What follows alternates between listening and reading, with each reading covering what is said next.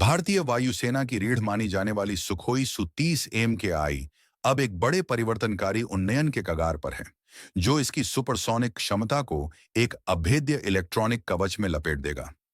इस क्रांति के केंद्र में हैं दो स्वदेशी इलेक्ट्रॉनिक वॉरफेयर सूट, योद्धा और अनिद्रा, जिन्हें रक्षा अनुसंधान एवं विकास संगठन यानी डीआरडीओ ने विकसित किया है। अनिद्रा में अत्याधुनिक गैलियम नाइट्राइड आधारित ट्रांसमिट रिसीव मॉड्यूल लगाए गए हैं, जो बेहतर जैमिंग क्षमता प्रदान करते हैं। ये सिस्टम सुखोई सु-30 एमकेआई को बाहरी airborne self protection jammer pod से लैस करेंगे, जिससे यह दुश्मन के राडार जालों को बाधित प्रतिध्वनि में बदल देगा। जैसे जैसे इसके परीक्षण पूरे होने की ओर हैं, यह स्वदेशी तकनीकी शक्ति न केवल सुखोई को दुश्मन के वायु रक्षा तंत्र से सुरक्षित करेगी, बल्कि भारत के आत्मनिर्भर भारत मिशन को भी मजबूती देगी। योद्धा और अनिद्रा दोनों सूट अंतिम उपयोगकर्ता मूल्यांकन चरण में हैं और शीघ्र ही संचालन अनुमति मिलने की संभावना है। यह कदम ऐसे समय आया है जब भारतीय वायुसेना को लगातार विकसित हो रहे एकीकृत वायु रक्षा नेटवर्क से चुनौती मिल रही है, और यह सुनिश्चित करेगा कि 260 से अधिक सुखोई सु-30 एमकेआई का बेड़ा वर्ष 2040 तक एक शक्तिशाली बल गुणक बना रहे। डीआरडीओ द्वारा विकसित योद्धा सुखोई सु-30 एमकेआई के लिए एक बहुआयामी इलेक्ट्रॉनिक वॉरफेयर प्रणाली है, जो कई स्तरों पर कार्य करती है। यह निगरानी के माध्यम से दुश्मन के इलेक्ट्रॉनिक संकेतों को पकड़ सकती है, जैमिंग द्वारा दुश्मन के राडार को अंधा कर सकती है, और काउंटर मेजर तकनीक से मिसाइल को भ्रमित कर रास्ते से भटका सकती है। ये सभी क्षमताएं बाहरी पोर्ट्स में निहित हैं, जो जमीनी निगरानी राडार और एयरबोर्न अर्ली वार्निंग सिस्टम्स को बाधित करते हैं, जिससे सुखोई दुश्मन के उच्च खतरे वाले क्षेत्रों में भी बिना पकड़े प्रवेश कर सकता है। डीआरडीओ के एक अधिकारी के अनुसार योद्धा केवल प्रतिक्रियात्मक नहीं, बल्कि भविष्यवाणी करने वाला सिस्टम है। इसमें अंतर्निहित कृत्रिम बुद्धिमत्ता आधारित एल्गोरिदम वास्तविक समय में खतरों का पूर्वानुमान लगाकर उन्हें निष्क्रिय कर देते हैं। अनिद्रा योद्धा का गुप्त लेकिन घातक साथी है, जो गैलियम नाइट्राइड आधारित ट्रांसमिट रिसीव मॉड्यूल का उपयोग करता है। ये छोटे लेकिन शक्तिशाली सेमीकंडक्टर उच्च पावर घनत्व और कार्यक्षमता प्रदान करते हैं। इसके कारण सुखोई बिना भारीपन बढ़ाए विस्तृत बैंडविड्थ पर जैमिंग कर सकता है। दोनों मिलकर एक बहुस्तरीय ढाल बनाते हैं।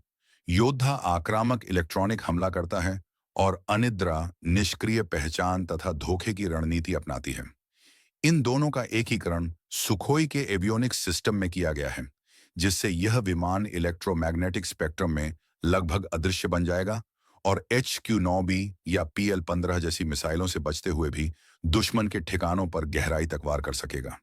योद्धा और अनिद्रा का संयोजन सुखोई के व्यापक सुपर सुखोई अपग्रेड पैकेज का केंद्र है। इस अपग्रेड में सॉफ्टवेयर डिफाइंड रेडियो शामिल हैं, जो संचार प्रणाली को जैम रोधी और आवृत्ति परिवर्तनशील बनाते हैं।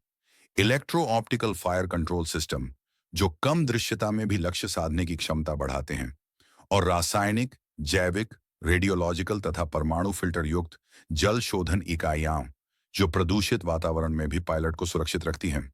इन सभी उन्नयनों को हिंदुस्तान एरोनॉटिक्स लिमिटेड यानी HAL के अंतर्गत कार्यान्वित किया जा रहा है, जिससे 70% तक स्वदेशीकरण होगा और विदेशी निर्भरता में कमी आएगी।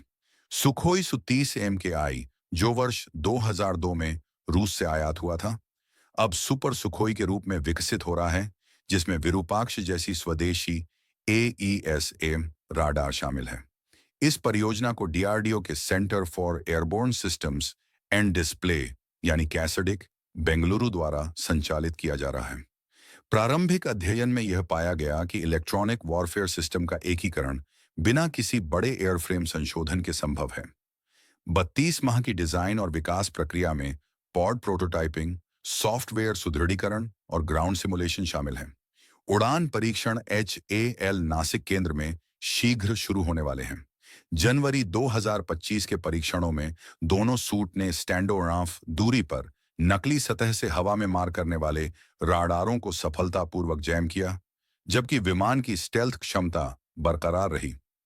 भारतीय वायुसेना के अंबाला और पुणे बेस पर हुए उपयोगकर्ता मूल्यांकनों के बाद मानव मशीन इंटरफेस को और बेहतर बनाया गया है, ताकि पायलट उच्च जी फोर्स स्थितियों में भी इसे सहज रूप से संचालित कर सकें।